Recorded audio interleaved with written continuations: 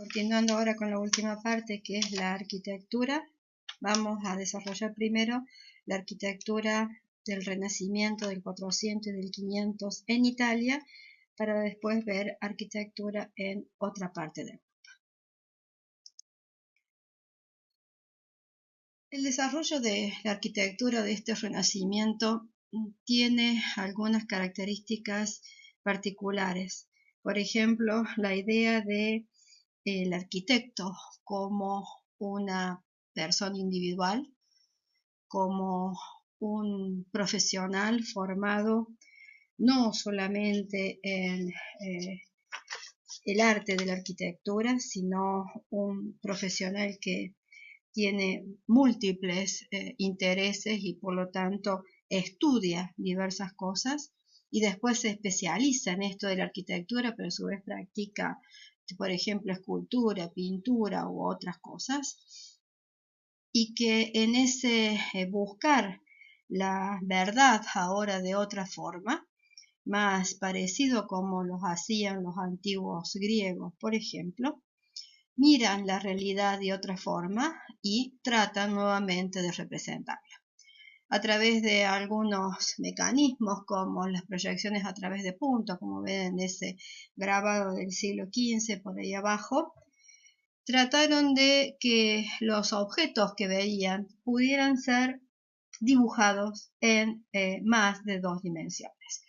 Trataron de hacerlo lo más reales posible, es decir, lo que ahora tan fácilmente entendemos como perspectiva. Esa posibilidad de fugar con el dibujo un espacio y darle esencialmente profundidad. Más que eso es dibujar el espacio. El espacio es el componente más importante durante este periodo del Renacimiento y por eso poder dibujarlo fue uno de los grandes avances de este periodo. Si bien lo había intentado antes el Giotto, es Brunelleschi en 1413 quien define una metodología para el dibujo a partir de lo que ustedes hoy ya conocen, es decir, un punto de vista del observador y saber que todas las líneas paralelas convergen en un punto, es decir, fugan a un punto, mientras que las transversales van reduciendo las proporciones a medida que se alejan del observador. Esta idea de una pintura que está fugada y da la sensación de que por detrás tiene un espacio incluso dibujado a la manera romana, le permite al pintor, en este caso, que es Masaccio, acá está tratando de armar una Santísima Trinidad, en donde se ve a Jesús, María, la Virgen y Cristo sostenido por Dios. El punto de fuga central es justamente donde está la base de todo este conjunto y a partir de ahí todos los puntos fugan, como ustedes lo ven, hacia ese punto central. Si uno quiere intentar adivinar, intentar interpretar cómo es ese espacio que está ahí atrás, pues acá hay una reconstrucción que tiene la planta de esa supuesta capilla que tengo por atrás y los distintos escalones, los distintos espacios, dos personajes parados adelante, otros dos de pie y finalmente el Redentor con su padre en la parte superior. Esa idea de profundidad entonces es lo que la perspectiva como dibujo en esta época, incluso separa la profesión del que proyecta con la profesión del que ejecuta, o al menos las actividades de ambos. La perspectiva entonces ayuda a iniciar esta representación de la realidad siguiendo un método y siendo sobre todo geométrica y precisa. ¿Cuál era el otro interés de los arquitectos de este momento? Compilar lo que se sabía acerca de la arquitectura, de la pintura y de la escultura, y lo hacían a través de tratados, a partir de que descubrieron el primer tratado que se conoce, que se maneja, que es el de Vitruvio, un arquitecto que ya lo hemos mencionado, un romano, que además de ser un ingeniero y arquitecto, acompañaba el ejército y por lo tanto su vasta experiencia está concentrada en este escrito del cual se tiene algunas copias solamente y parcialmente, pero es sobre todo el que le sigue, de los que tienen en lista, León Battista Alberti, el que estudia a este Vitruvio y genera su propia visión de la arquitectura. En De Rediscatoria, que traducido sería como acerca de la arquitectura, más o menos, él empieza a desglosar lo que se entiende por buena arquitectura y también lo que se entiende por planificar una ciudad. El otro tratadista importante de esta época es Sebastiano Serlio. Serlio, además de escribir, dibuja. No todos estos tratados tienen dibujo, y el que efectivamente tiene más dibujos, es decir, el que establece con precisión cuáles son las proporciones correctas para una arquitectura académicamente hablando proporcional, es Jacopo Barozzi da Vignola, conocido directamente como el Vignola. Vignola, que además vamos a ver después alguna obra, escribe la regla de los 5 órdenes de la arquitectura, en la cual él dibuja estos órdenes griegos y romanos y les da proporciones exactas. Y también establece cuáles son los lugares justos para usar cada uno de estos órdenes, en qué orden y de acuerdo a qué proporciones geométricas. Las medidas exactas que da el Vignola se van a usar desde el siglo XVI hasta el siglo XIX. Estos tratados entonces entre el 400 y el 500 normaban, regulaban, orientaban la profesión del arquitecto. Para iniciar el análisis de las obras, recordemos que vamos a ver dos ubicaciones. Una es la ciudad de Florencia, donde esta idea de volver a mirar a lo clásico, lo antiguo que no fuera de la Edad Media y recuperar esos ideales de la cultura grecorromana, comienza y se define. Y la segunda etapa, la del 500 en Roma. Hay un traslado de estos ideales desde el norte de Italia hacia el centro y después, casi simultáneamente, hacia el resto de Europa.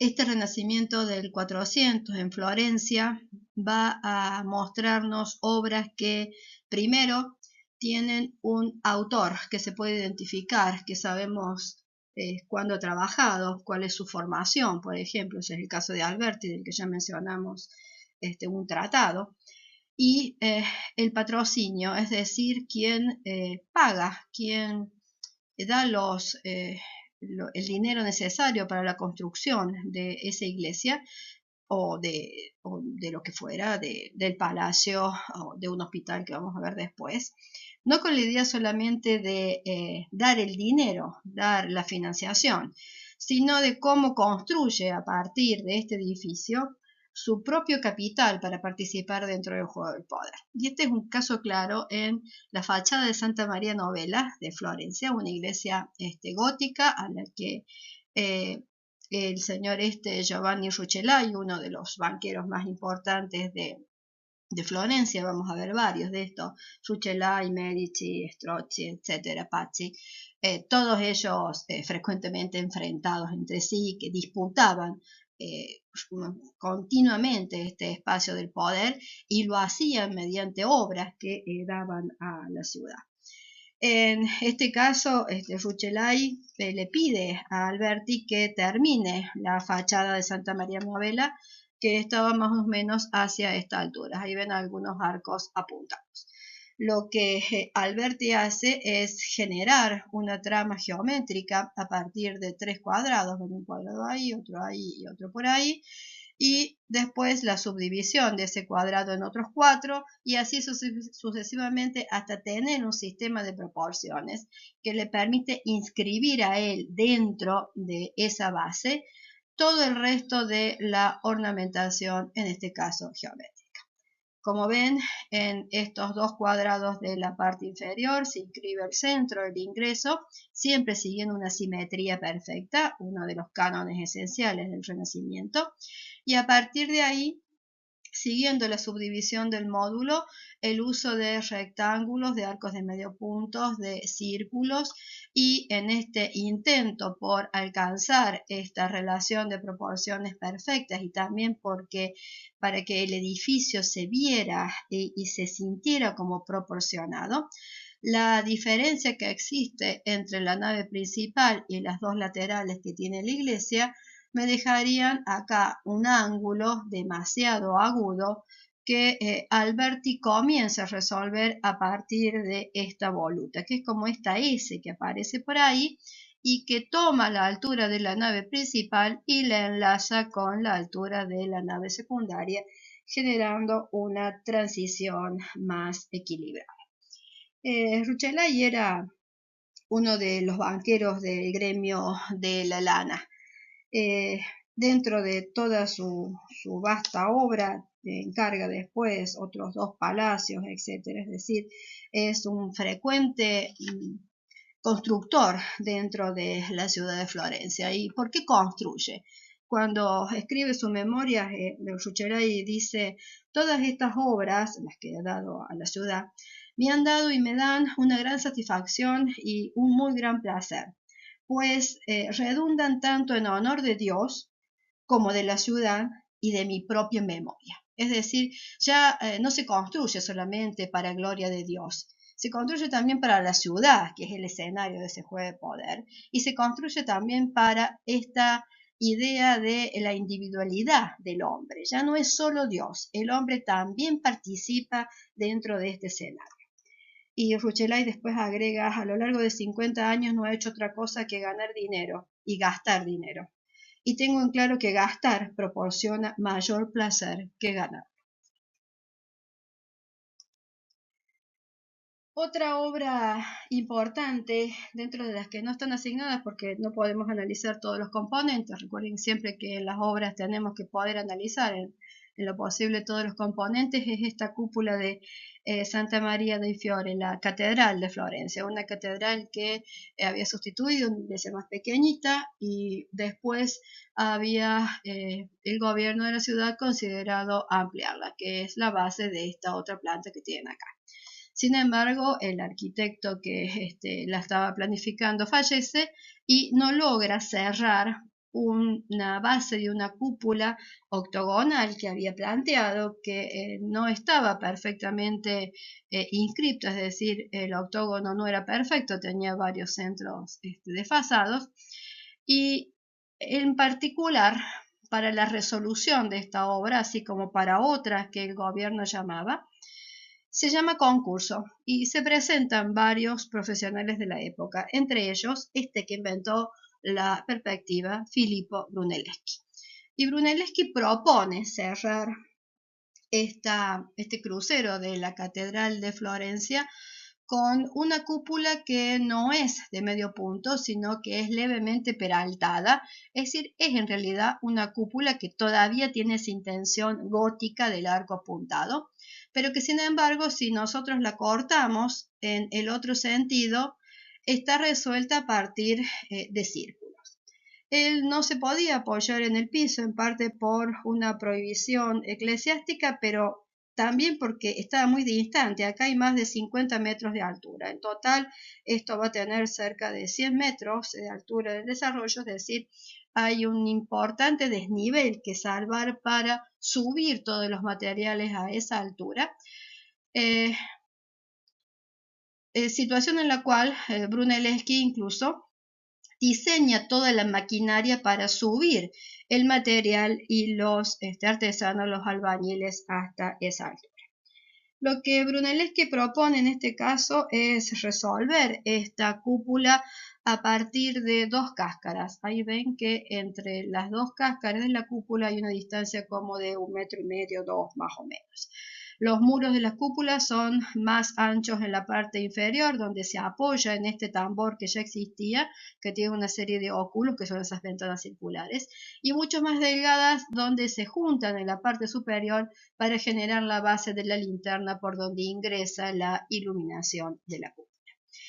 Estas dos cáscaras se van a armar a partir de 8 gajos o gallones es una cúpula gallonada o una cúpula de casquetes, y cada uno de estos gajos de la cúpula tiene una estructura que corresponde con una costilla en los vértices y dos que son intermedias. Todo esto está ejecutado con ladrillo. Y después viene una cáscara en la parte exterior y otra en la parte exterior. Estas ambas cáscaras están ejecutadas a partir de una mampostería, es decir, un muro de ladrillos que tiene un aparejo en forma de espina de pez, que es esto que está dibujado acá. Hay ladrillos en este sentido y ladrillos verticales que van formando como si fuera el espinazo de un pescado. De esta forma el ladrillo se va trabando por sí solo y permanece prácticamente en el lugar sin necesidad de una cimbra, es decir, de todo ese entramado de madera que se arma para generar el arco de medio punto. Por eso, por dentro, esta cúpula se ve de esta forma ya totalmente terminada. Brunelleschi demora más de 4 años en idear el sistema y después pasan 16 años hasta que la cúpula se construye. Esta cúpula es una de las más grandes construidas en este sistema en ladrillo y tiene 42 metros de diámetro interior y 54 metros de diámetro exterior. Los materiales que Brunelleschi usa, además del ladrillo, son la madera que lo ayuda a trabar en algunos sectores y también piedra que traba en el otro sentido.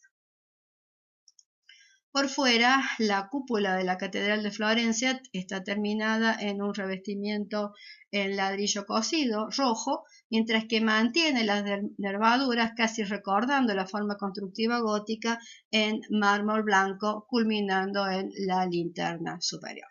La altura total entonces de este espacio interior por el lado de afuera son aproximadamente 116 metros. La primera obra que se considera renacentista en Florencia es este Hospital de los Inocentes diseñado por Filippo Brunelleschi. En realidad Brunelleschi termina la obra ya estaba comenzada y él le da un diseño integral. Esta obra fue patrocinada por Juan de Medici, otra de las familias importantes de Florencia que en ese momento trabajaba con el gremio de la seda. Y vean lo que le da Juan de Medici a la ciudad. Un hospital y además un hospital para niños huérfanos. ¿Cuál es la relación que Brunelleschi establece con el espacio urbano como elemento innovador en el diseño? Abrir el edificio hacia el exterior. Por eso plantea esta galería que ustedes ven ahí, que es esta que está en la planta, que da hacia la Plaza de la Anunciata. La iglesia de la Anunciata es esta, que a su vez tiene una galería que es exactamente igual, y al frente hay otra logia más, otra galería más, que generan un espacio continuo prácticamente y un lenguaje unificador hacia esta plaza. Y si nos detenemos a leer un poquito más la fachada de los Inocentes, vamos a encontrar un eje, siempre hay un eje principal que divide exactamente en dos partes iguales o en varios módulos iguales el edificio. Este eje de simetría genera dos laterales en este caso y veo que en los dos extremos hay dos arcos. Este eje principal es el que en el edificio organiza el ingreso y el gran patio y la derivación hacia los sectores donde viven los niños, estas dos grandes salas y las salas posteriores. Mientras que en el lateral hay otro patio más, que también es el que permite el acceso a las salas que tengo en esta zona, y el ingreso corresponde a este arco. Si acá hay un arco, del otro lado tengo que tener un arco exactamente igual, que es este. Pero acá no tengo edificio, lo que tengo es una calle. Hay un arco igual a este que marca una continuidad que en este caso es urbana, es esa calle que tienen ahí. Cada uno de los elementos que componen la fachada de los Inocentes se arma a través de un arco de medio punto que estoy viendo de frente, que en profundidad corresponde a una bóveda vaída que ya vamos a desarrollar, y a su vez en la parte de atrás hay una proyección de ese sistema de arcos sobre el muro para terminar de armar la idea de continuidad. Lo que busca esencialmente Brunelleschi acá es generar una armonía matemática, es decir, generar un módulo, la base de esta bóveda, una bóveda vaída, fíjense cómo está proyectada, después lo vamos a ver en detalle, y a partir de este módulo ordena el resto. Por dentro hace lo mismo, pero a partir de bóvedas de arista. En cada uno de los apoyos, acá lo que resiste verticalmente es una columna. Y esta columna tiene como única ornamentación, además de lo que corresponde a sus órdenes, esto es un orden jónico, sobre el triángulo que queda del apoyo entre arco y arco, lo que indica el uso del edificio, que son unos niñitos envueltos, obra de un escultor que trabajaba en porcelana, Luca de la Rubia. Los patios del edificio, ahí tienen el niñito. El patio hace exactamente lo mismo y es un sistema de arco al lado de arco, lo que va generando este espacio perfectamente simétrico, que además lo que hace es materializar la perspectiva que Brunelleschi logró codificar y pasar a una metodología. Esta sucesión de módulos, módulo, módulo, módulo, módulo, ya no hablamos de tramos porque el módulo tiene en sí una relación de proporciones perfectas que no necesariamente el tramo gótico y románico desarrollaron, lo que busca es esta idea de una arquitectura liviana, muy elegante, que se aleja mucho de lo pesado del sistema constructivo de la Edad Media. Todo el sistema ornamental se basa siempre en cuadrados y círculos como los que están viendo ahí. Muchas veces también se vuelve a repetir en los solados. Hacia el exterior, entonces, esa plaza de la Anunciata que les contaba recién tiene los tres pórticos que unifican ese espacio y hablan de cómo Florencia se va acercando a esta idea de el renacer de lo grecolatino. Tanto esta como esta galería están resueltas a partir de una sucesión de bóvedas vaídas, es decir, el módulo que se repite está generado a partir de una planta cuadrada que está cubierta con una bóveda que casi no se ve porque debería ser una cúpula, pero no lo es. ¿Qué es una bóveda vaída, una bóveda de pañuelo, una bóveda de vela? Es una cúpula a la que le rebanamos los cuatro laterales, como está acá en la naranja. Si le rebano los cuatro laterales, la naranja desde arriba me queda con esta planta. ¿Qué es esto? Una cúpula que tiene prácticamente dibujada en ella las pechinas. Es decir, no tengo este sistema de una cúpula de base circular que pasa a través de las pechinas para llegar a la base cuadrada, sino que ella directamente se inscribe dentro del círculo y se apoya nuevamente en 4 puntos que necesariamente deben ser 4 arcos nuevamente. Ahí tienen la Galería de los Inocentes y una nave lateral de una de las iglesias de Florencia, armadas con bóvedas vaídas, mientras que la tradicional era esta, la cúpula sobre pechina, que va a los 4 puntos de apoyo. Casi siempre en estas obras renacentistas tengo todos los elementos que me permiten armar un módulo. Lo tengo en el piso y tengo dibujado el cuadrado y todos los cuadrados que en perspectiva fugan hacia el fondo. Los elementos filares laterales, que en este caso son 2 columnas. Las columnas son tienen un fuste de sección circular cilíndrica, mientras que cuando estén dibujadas sobre el muro se denominan pilastras, son planas y no tienen función estructural. Acá no las tengo dibujadas, lo que sí tengo es reflejado este capitel sobre el muro ahí, y después tengo dibujados los 4 arcos, 1, 2, 3, 4. Y como no tengo los círculos que me generarían las cúpulas, la lectura es mucho más limpia hacia ese punto de fuga, pero le permite al hombre leer cada uno de los módulos.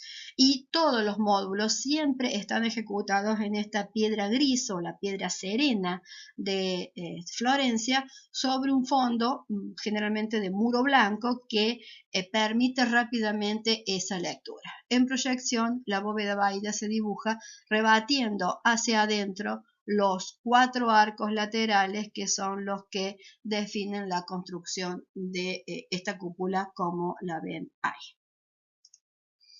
De abajo, una bóveda vaída definida a través de los 4 arcos que vimos recién.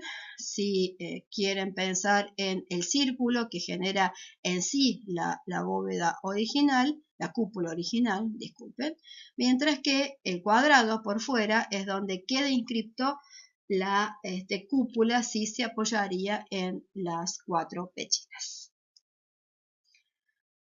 Esta idea de subdividir el espacio por módulos indica que el proceso de diseño se comienza a través de la definición de ese módulo, que suele ser el crucero de la iglesia, es decir, el espacio ese que está ahí. Como ven, no es el espacio de mayor iluminación, toda la iglesia está iluminada. ¿Por qué? Porque el hombre tiene que entender todo el sistema, no solamente el punto más importante en relación a Dios. Acá es el hombre el que lee a través de cada elemento que está marcado, qué soporta y qué no, cómo se organiza ese edificio. Y además lo puede leer porque sabe que cada elemento que está mirando después se repite y se replica siguiendo exactamente las mismas proporciones. A partir de un módulo, en este caso este que tengo acá, que es el cubierto con la bóveda vaída que analizamos antes en la nave lateral, 2 veces es la nave principal, 2 veces para arriba, 3 veces para arriba es de altura la nave principal, 2 veces en el caso de la lateral. Es el módulo entonces el que le informa al hombre, le permite al hombre interpretar el resto del espacio renacentista. La luz, en este caso, es una luz blanca, ya no es una luz mística ni coloreada, ni asciende hacia lo alto, es una luz verdadera que le permite al hombre leer cómo es el espacio en la realidad.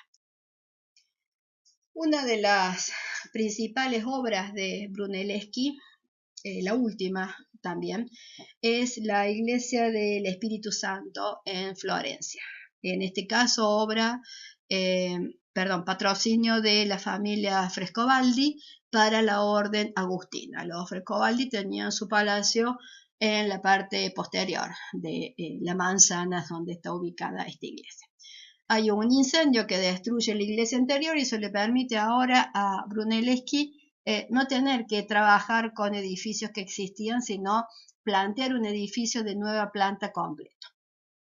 ¿Qué es lo que propone Brunelleschi? A partir de esto que define como el módulo, el módulo central de la iglesia en el crucero donde va la cúpula, definiendo las proporciones de esto, repite ese mismo módulo, generando primero una cruz griega, la que tiene las 4 alas iguales, y subdividiendo ahora en 4 ese muro, la proporción del módulo de la nave lateral y a su vez las capillas que van cerrando el módulo completo. Si lo repito eso para los dos lados, tanto en el crucero como a la altura de las naves, voy a encontrar también un gradiente de alturas entre la nave principal, la nave secundaria y la capilla, que se vuelve a repetir en la morfología.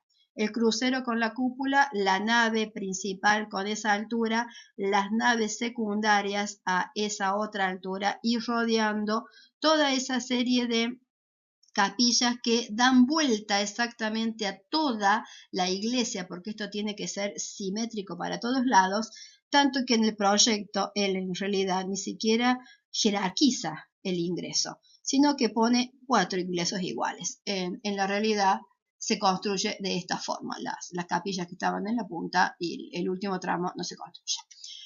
¿Qué tengo acá? Diferente a lo que vengo viendo. Primero una iglesia que es en cruz latina, completa, que tiene el crucero acusado como cruz y que se lee en la morfología como una cruz latina.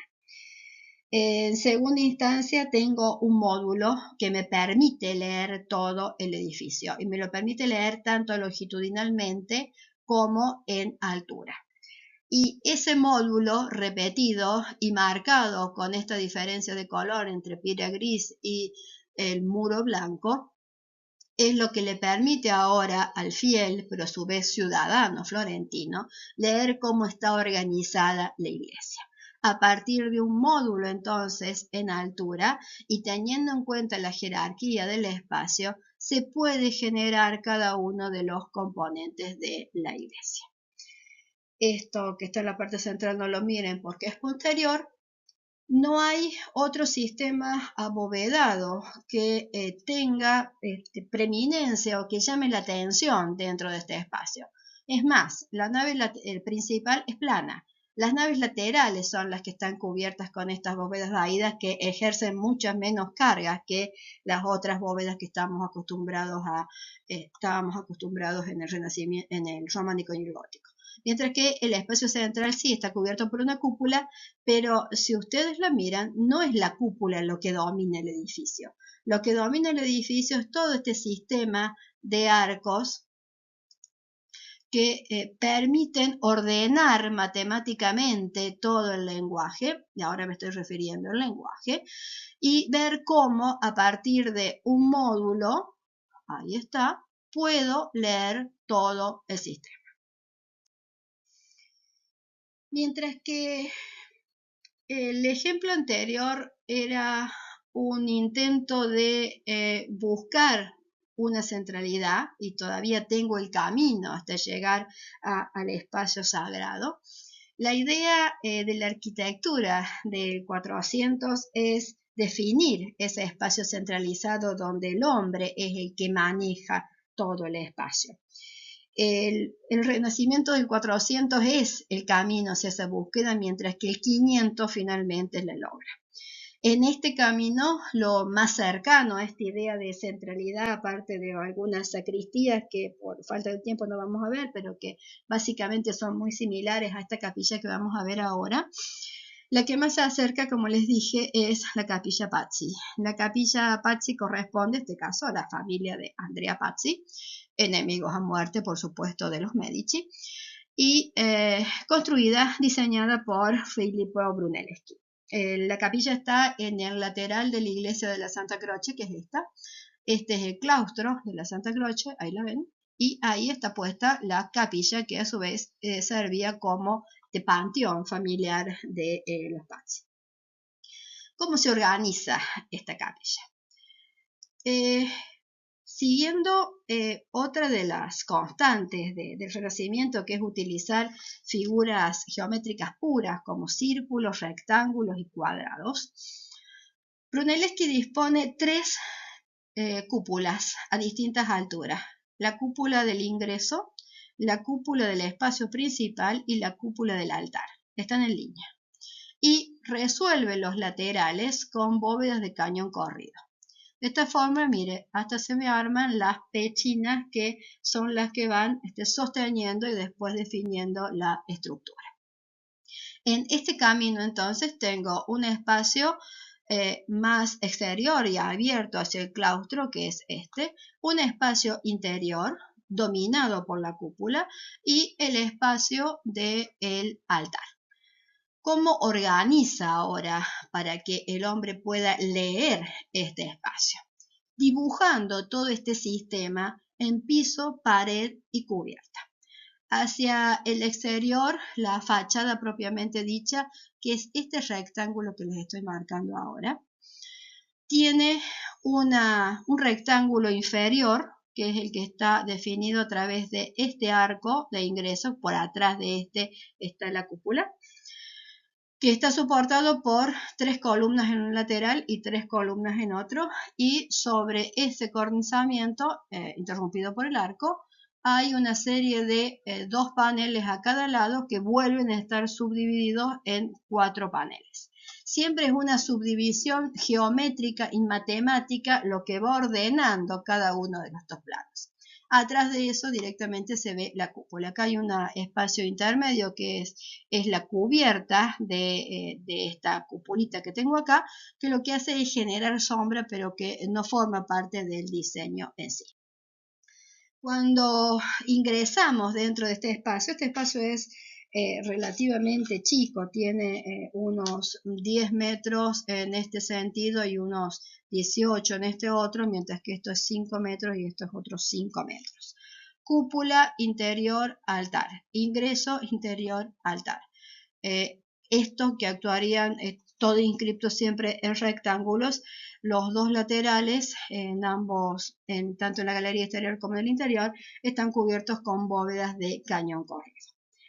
¿Qué hace Brunelleschi para ordenar este espacio armónicamente, geométricamente? Lo dibuja. Dibuja en el piso, a partir de la subdivisión que acabo de describir en cuanto a la estructura, las líneas que le permiten fugar, como si estuviera dibujando una perspectiva. La línea en el piso sube por la pilastra, vuelve por el arco, baja por la pilastra, cruza hasta el otro muro y puede hacer exactamente lo mismo. Y en el otro sentido puedo hacer exactamente lo mismo, porque todo está dibujado para que el hombre lo entienda. Y también lo hace en la parte superior. La cúpula está subdividida otra vez en gajos que vuelven a estar marcados con esa piedra gris, y todo sigue un orden simétrico. Lo que está de lado está del otro. Hay escasa ornamentación. La ornamentación, aparte de este trabajo en contraste de piedra, vuelve a estar en manos de Luca de la Robbia, cuando tanto los evangelistas que están en las pechinas como la ornamentación de la cúpula de ingreso tienen otra vez esta cerámica vidriada policromada. Mientras que todo, absolutamente todos los muros están ordenados a partir de ese trabajo de la piedra gris, la piedra serena florentina, que va dibujando sobre el muro cada uno de los elementos que responden, en este caso, también a la estructura. Es decir, que tengo, ahí lo ven en esa maqueta, un sistema que es filar, dibujado sobre el muro. Y eso es lo que caracteriza la arquitectura del Renacimiento del 400. Es una arquitectura que el lenguaje es planar. No hay prácticamente, fíjense ahí, volumen en estos elementos. Son planos directamente dibujados, inscriptos sobre el muro. No arroja sombra. El Renacimiento del 400 es plano. Un poquito más adelante, pero siguiendo las mismas pautas de diseño, y acá cambiamos de ciudad y nos pasamos a Mantua. León Battista Alberti, el otro arquitecto que habíamos mencionado como escritor de un tratado, bajo el patrocinio de la familia Gonzaga, diseña la iglesia de Sant'Andrea en Mantua. Sant'Andrea también tiene algunos elementos previos que Alberti va a tratar de acomodar con respecto a la nueva propuesta, y por los estudios que Alberti había hecho, se acerca mucho más a la idea de la arquitectura romana, una arquitectura con mucho mayor volumen, con mucho mayor peso, con mucho mayor masa de lo que hemos visto en el caso de Florencia. La iglesia de Sant'Andrea tiene una nave única. También vuelve a usar la idea de la cruz latina, la que tiene una de las naves con mayor longitud, con una cúpula al centro. Pero el apoyo de esa cúpula se hace sobre estos segmentos, que son los que ven marcados ahí en proyección, que son arcos de unas dimensiones más importantes, que son estos que tengo ahí, que generan sombra ahí en donde se va a apoyar la cúpula. A partir de este módulo principal y subdividido en 4, puedo generar ahora el resto del edificio. Pero va alternando un módulo que tiene un altar con una capilla cerrada, una capilla abierta con una capilla más cerrada, una capilla abierta con una capilla más cerrada. Quiere decir que el módulo acá tiene otras características, porque en realidad a lo que responde esta alternancia es un motivo del lenguaje. ¿Cuál es el recurso que Alberti usa para diseñar? El arco de triunfo romano.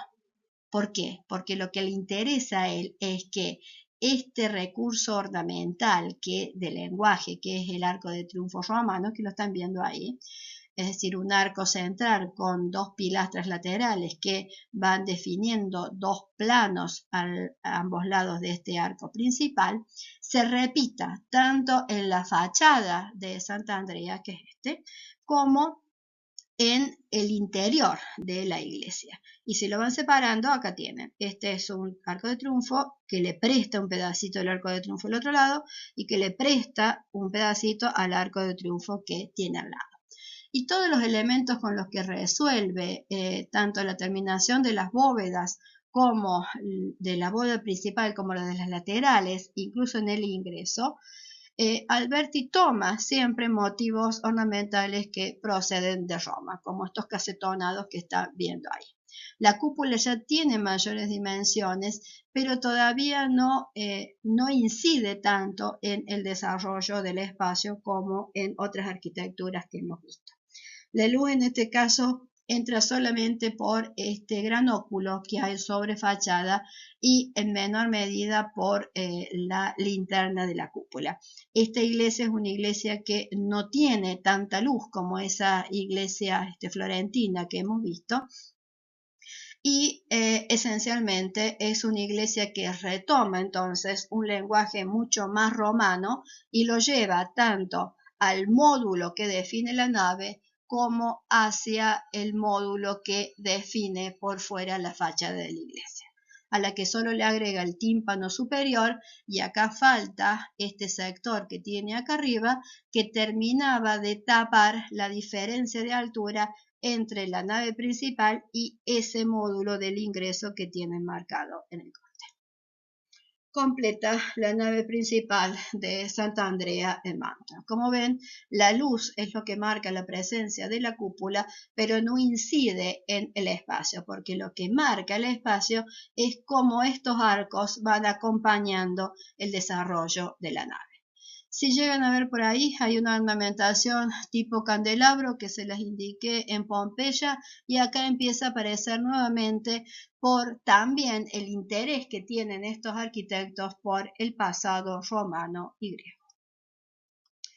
Si pasamos a las viviendas, estos señores, banqueros, mecenas, tenían un especial interés por sus propias residencias. Los palacios florentinos, de los cuales vamos a ver dos, el que ahora tiene en pantalla es el Palacio Rucellai, el de señor que donó la fachada de la primera iglesia que vimos, que le encarga a Alberti, otra vez en este caso, su propia vivienda. En realidad él ya tenía una parte del edificio, y lo que hace Rucellai es ubicarle la fachada y algunas dependencias. ¿Qué es lo que tiene un palacio del renacentista? Para comenzar, un patio. Y el patio está definido por galerías laterales. Acá tienen el patio y ahí tienen las galerías laterales. Una de ellas de mayores dimensiones, y esta es como el espacio de representación donde recibe el señor. Pero ahora miremos el desarrollo. En el desarrollo de la fachada, acá hay 3 pisos perfectamente definidos, y después hay un módulo vertical que se repite exactamente igual uno al lado de otro. Estudiamos el caso del Palacio Rucellai porque justamente el módulo es perfecto, y ese módulo ¿qué hace? Ir superponiendo, y ahora por favor recuerden el Coliseo, un orden sobre otro, solo que acá no tengo columnas, tengo pilastras. Ven que están adheridas, aplastadas sobre el muro. Estas no son columnas, son pilastras. Pilastras que tienen un capitel con una ornamentación dórica, con una ornamentación jónica y con una ornamentación corintia, porque hacen lo mismo. Dejar lo más pesado abajo e ir con lo más liviano arriba, y eso además está acompañado por el uso de un almohadillado. El almohadillado es esta disposición de sillares de piedra de distintas dimensiones que van conformando el muro, que suelen ser de mayor dimensión en el primer piso y a veces más rugosos, más rústicos, y se van alivianando y van teniendo un trabajo mayor, más fino en los niveles superiores. De la misma forma, el piso inferior suele ser más cerrado y tiene más lleno sobre vacío y se ubican solamente los grandes accesos. En este caso corresponde uno al ingreso al palacio en sí y otro a las dependencias de comercio del señor Rucellai, que además tenía una logia al frente en la cual trabajaba, pero también se usaba como espacio de representación de la familia.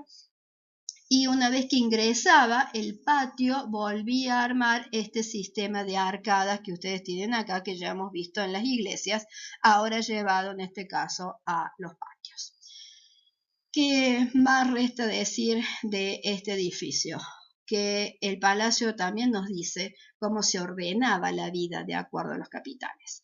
En la planta baja, el señor tenía los espacios comerciales, aparte del ingreso al patio y parte del servicio, caballerizas, por ejemplo. El piso principal era el piso noble, donde la familia residía y podía estar también el gran salón comedor, por ejemplo. Y en el último piso era el destinado a los servicios y también donde se alojaban los artistas, escultores, pintores, filósofos, literatos, etcétera, políticos, que el señor mecenas, en este caso Rucellai, amparaba y ejercía el patronazgo sobre ellos. Los palacios entonces cuentan específicamente cómo se organizaba socialmente esta ciudad de Florencia. Y también hay indicios de quién lo construye y a qué se dedica. En algunos de los elementos ornamentales, tanto de la iglesia, que no se los cite, como en los del palacio y de la propia capilla funeraria, por ejemplo, de Giovanni de Paolo Rucellai, se utiliza este emblema, que es la vela de la fortuna, esa que le permitía a Rucellai comerciar en rutas, en este caso marítimas, y tener muy buena fortuna. El ejemplo que sintetiza la perfección del palacio renacentista es el palacio de los Strozzi. Los Strozzi llegaron a ser los banqueros más importantes de Florencia, y para mostrarle al resto de la ciudad que eran los que más poder tenían, construyeron el palacio más grande que tenía Florencia. Este palacio tiene unos 55 metros de frente por unos 40 metros de lado, es decir, tiene media cuadra. La casa, nada más, ¿no? Dividida en 3 niveles más dependencias en la parte superior. ¿Cómo se organiza el espacio, tipológicamente hablando? Igual que el anterior, el Strozzi, solo que ahora ya está regulado, está ordenado, porque este edificio es de planta nueva.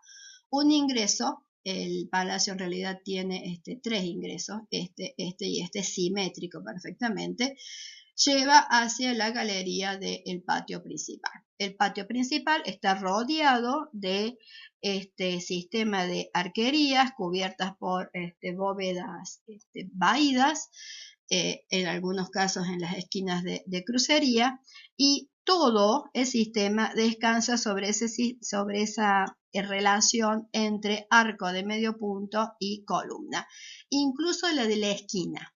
Visualmente, siempre esta resolución quedaba como débil. Otro de los problemas que intentaban solucionar los arquitectos del 400 es cómo esta columna que me quedaba en la esquina podía resolverse de otra forma para que diera la sensación más de fuerza y no perdiera tanto en el juego visual. Igual que en el otro que vimos anteriormente, el Palacio Strozzi se vuelve a organizar en 3 niveles que indican las relaciones sociales.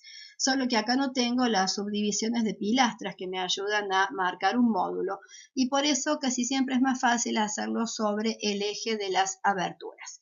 Siempre en un palacio renacentista las aberturas están unidas por un eje principal. La planta baja es más cerrada y mucho más pesada en el tratamiento del almohadillado. El segundo nivel está organizado a través de estas ventanas bíforas o partidas al medio y lo vuelven a hacer en la parte superior.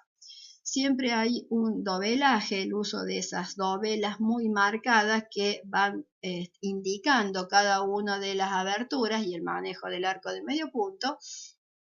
Y después viene arriba un gran cornisón, una cornisa que si uno la ve de cerca tiene exactamente todos los recursos del lenguaje que indicaba un orden griego, por ejemplo. Esto ya se ajusta a los tratados que estos profesionales escribían y manejaban. Y da la sensación de que el palacio termina ahí. Este palacio no puede crecer hacia arriba porque cerrado, perfecto y equilibrado era el mundo del Renacimiento. En el caso de trasladarlos hacia Roma ahora y ver arquitectura del 500, podemos traer también a colación la idea de que los mecenas, en el caso de Roma, frecuentemente son cardenales y papas. Es decir, que mientras los mecenas del 400 en Florencia eran estas grandes familias de banqueros florentinos, en el caso de los romanos del 500, es el poder eclesiástico el que construye arquitectura en Roma. Uno de los palacios más singulares que responden a esta idea del Renacimiento y al avance hacia el 500 es el Palacio Farnese, mandado a construir por el cardenal Farnese, que después va a ser papa, conocido como Pablo III, y que se lo encarga primero a Antonio da Sangallo, es el mismo que también trabaja en los primeros proyectos para la Basílica de San Pedro, y que es concluido por Miguel Ángel. Es decir, además de estos dos, hay varios arquitectos al medio, pero estos dos son los más importantes. Es decir, que acá hay un proyecto de base, un proyecto que después cada arquitecto le agrega o le quita o lo modifica, pero hay un proyecto de base que se respeta. Como los palacios florentinos, este palacio también tiene un patio, un cortil central, y en el acceso, en vez de tener un solo espacio que me lleve hacia ese espacio principal, tiene además como dos elementos laterales, dos espacios laterales que separan el ingreso del carruaje del ingreso de los peatones. Por lo demás, va circundando todo ese espacio con habitaciones. Las escaleras son siempre escaleras de caja, es decir, están escondidas dentro de algún espacio lateral. Y este palacio en particular tiene una logia que se abre hacia un patio que había por acá atrás, que hay, mejor dicho, por acá atrás. Los gráficos les ayudan a entender el espacio, dibujando en este caso la mitad de la fachada, una parte del patio y el corte del edificio. 3 niveles nuevamente y también 3 niveles en el patio. El patio es obra de Miguel Ángel. Les marcan los espacios que se abren hacia el exterior, vinculados mediante las galerías superpuestas hacia el patio principal. En fachada, ahí tienen el exterior y acá tienen el interior. En fachada, nuevamente 3 niveles. Solo que esos 3 niveles están subdivididos ahora aún más por molduras que sobresalen, que arrojan sombra. Ahí están viendo sombra. Esa sombra no la veían tanto en los palacios del 400. Y acá ya no hay prácticamente el uso de un almohadillado. Hay unos revestimientos superficiales similares a revoques que hacen que el palacio en sí sea una unidad más integrada, pero subdividida en forma horizontal. Tampoco tengo elementos verticales y otra vez es el ojo el que va a tener que unir el eje de cada una de las aberturas que, a diferencia otra vez del Palacio del Renacimiento del 400, no son todas iguales. Mientras que en la parte inferior tengo una serie de ventanas, y esto es mucho más abierto que la planta baja de los palacios del Renacimiento del 400. Estas ventanas tienen dinteles que arrojan sombra y están viendo las sombras, y además, que son estas que tengo acá, se apoyan sobre unas ménsulas, ahí abajo. Eso genera el basamento, que es esta línea que tengo por acá abajo. El ingreso se une con la ventana que tengo sobre el eje, pero en el primer piso, y sobre el cual se ubican todos los escudos nobiliarios del cardenal y luego papa. Y en el piano nobile, en la planta principal, se van alternando ventanas que tienen un triángulo con un semicírculo, tímpano, triangular, curvo. Es decir que si en el Palacio del Renacimiento del 400 los módulos eran A, acá es A, B, A, B, A, B, C. Y en la parte superior, en el último piso, además de tener siempre, como ven, como un basamento que se va repitiendo, el triángulo, el tímpano, está abierto en la parte inferior, no está cerrado. Y es un arco de medio punto, mientras que los otros dos pisos tenían sistema adintelado. Hay una variación que no existía en el Palacio del Renacimiento del 400, que era mucho más estricto. Incluso en el interior, Miguel Ángel después se permite el uso de arcos de medio punto en planta baja y ahí le adosa una media semicolumna y lo va organizando otra vez en el dórico, el jónico y el corintio, y juega ahora a inscribir estas ventanas con tímpanos dentro de arcos, y lo vuelve a hacer a la inversa con una serie de dinteles dibujados en la que se inscriben ahora ventanas que tienen semicírculos en las partes superiores. Siempre manejan los mismos recursos del lenguaje, pero ahora los van alternando.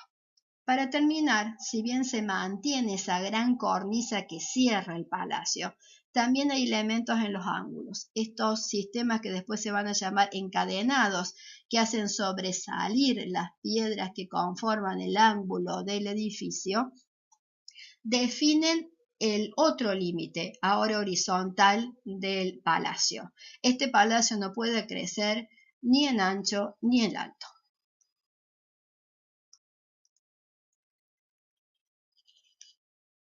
Acá ven en el gráfico cómo se vinculan las habitaciones con el exterior y mediante la galería con este patio interior.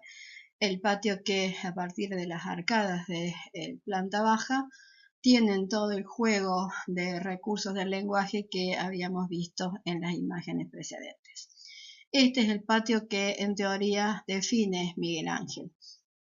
Y a este patio se llega por este ingreso que habíamos dicho que separaba el acceso del carruaje con el acceso peatonal en los laterales, siendo esto uno de las diferencias esenciales con los palacios florentinos, mientras que en los interiores estos mecenas eran muy afectos a incorporar el trabajo de los pintores, que reflejaban tanto en las cubiertas como en las paredes muchas escenas mitológicas, siempre en alusión y en alegoría a la propia familia, en este caso farnese.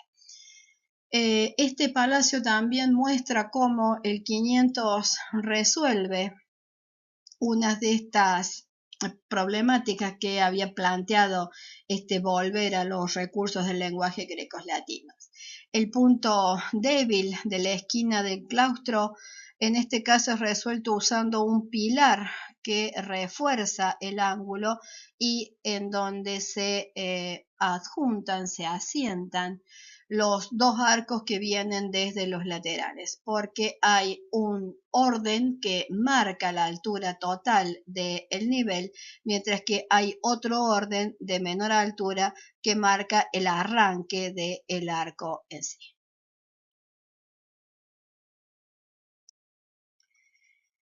Dijimos que el 400 había sido una búsqueda hacia esa centralidad que marcara cómo el hombre dominaba el espacio. Y si el 400 la busca, el 500 la logra. El templete de San Pietro in Montorio está construido en el lugar donde, de acuerdo a la tradición, fue crucificado San Pedro. La otra que después vamos a ver es, o que mejor dicho ya vimos, es la ubicación que indica que San Pedro es crucificado en la colina vaticana. El conjunto de San Pietro y Montorio, Montorio es otro de los montes de Roma, el Monte de Oro, fue diseñado por Donato Bramante, el otro de los grandes arquitectos del Renacimiento italiano, y en este caso bajo el patrocinio de los Reyes Católicos de España. Hay incluso entonces relaciones internacionales que ejercen el mismo tipo de juego de poder, es decir, son mecenas incluso en el extranjero. ¿Qué busca Bramante con este edificio? Definir esa centralidad perfecta. Y para que fuera perfecta, el manejo del círculo era esencial. Por eso Bramante plantea una chela circular, de la misma forma que lo habían utilizado tanto los tolos romanos como griegos, de un espacio sumamente reducido. Esto tiene solamente 4 metros de diámetro interno, es decir, esto no es una iglesia para albergar fieles, sino es específicamente un monumento conmemorativo hecho para ser visto de afuera, no de adentro. A partir de ese cilindro, alrededor hay una columnata períptera, es decir, circular que rodea todo el cilindro anterior y que se dispone a través de estas columnas grises que sostienen un entablamento que es curvo. Este entablamento y el orden toscano vuelven a recuperar todo el orden griego de metofas y triglifos, solo que ahora las metopas hacen alusión a la historia de San Pedro, el apóstol de Cristo que fue el primer obispo de Roma. Pero sobre eso aparece esto, que es una balustrada, y que es como si fuera otra moldura más arriba, que repite esta que tiene el entablamento, pero que tiene todos estos elementos filares transparentes, es decir, genera una línea más, pero transparente. Atrás de eso surge el tambor de la cúpula y la cúpula de media naranja sobre ella. Si miramos el corte, la cúpula es la que cubre este espacio interior, pero en el caso de los muros estamos viendo que va alternando nicho con muro, que es esa forma extraña que tiene el muro ahí, porque va intercalando una ventana con un nicho hacia afuera, un nicho hacia adentro, un nicho hacia afuera, una ventana, un nicho hacia afuera, un nicho hacia adentro. Es decir, el muro tiene masa, el muro es casi un elemento plástico, escultórico, que arroja sombra. Y tengo las sombras que arroja el propio muro por dentro, que está en sombras por esta galería externa. Las columnas tienen diferentes sombras a lo largo del día. Este elemento permeable también arroja otro tipo de sombra y no sé bien lo que hay allá atrás, pero sí sé que hay un tambor y una cúpula. Y esto está ubicado en el centro de un claustro que él pensaba exactamente simétrico e igual, es decir, circular. Este claustro no se construye y hoy el edificio está en el mismo claustro original, que es rectangular. En realidad tiene una forma no regular. El edificio entonces es un volumen que está ubicado como un elemento plástico, prácticamente una escultura, que marca un lugar, pero no está hecho para ingresar, para vivir alguna actividad dentro de él.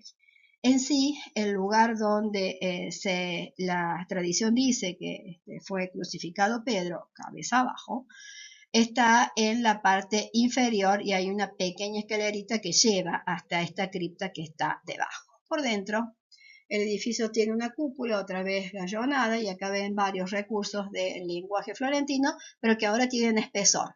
El Renacimiento del 500 tiene espesor, tiene sombra, tiene volumen, es mucho más de influencia romana que ese dibujo planar que veíamos en el caso del Renacimiento del 400 florentino. El edificio entonces se constituye como un objeto perfecto, centralizado, definido hasta el último elemento de diseño, que recuperando recursos del lenguaje greco-romano, ahora lo pone al servicio de la razón de un hombre moderno.